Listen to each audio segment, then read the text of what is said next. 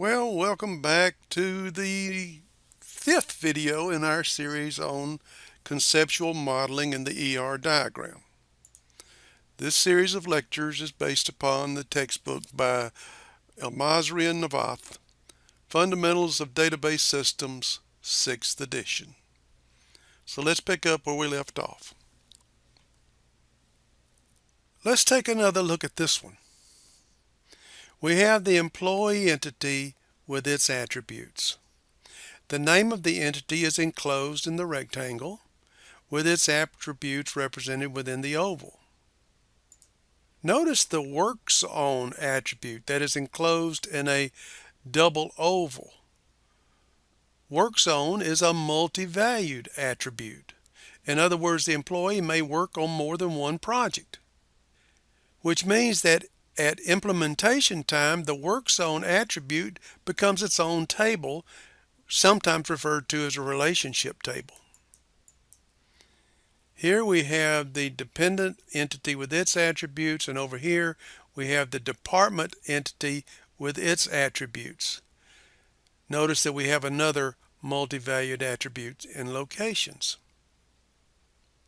Finally, we have the project entity and its attributes.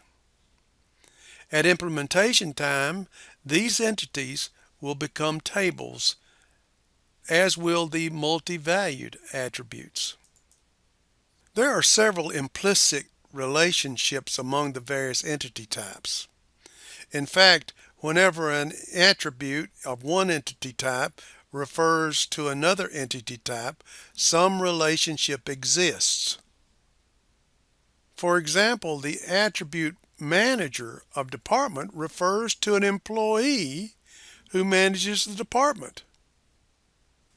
The attribute controlling department of project refers to the department that controls the project.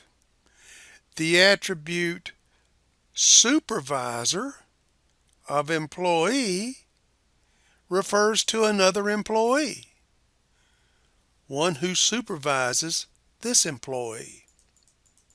The attribute department of employee represents the department that this employee works for, and so on. In the ER model, these references should not be represented as attributes, but as relationships. A relationship type among a number of entity types defines a set of associations or a relationship set among the entities from these entity types.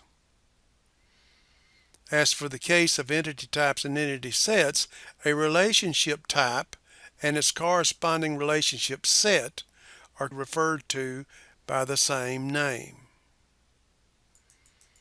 Informally, each relationship instance is an association of entities, where the association includes exactly one entity from each participating entity type. Each such relationship instance represents the fact that the employees participating are related in some way. For example, consider a relationship type that we'll call works for between two entity types, employee and department, which associates each employee with the department for which the employee works in the corresponding entity set. Each relationship instance in the relationship set works for associates one employee and one department. The degree of a relationship type is the number of participating entity types. Therefore, the works for relationship is a degree of 2, because the works for relationship connected employee and department. A relationship type of degree 2 is called binary, and one of degree 3 is called ternary.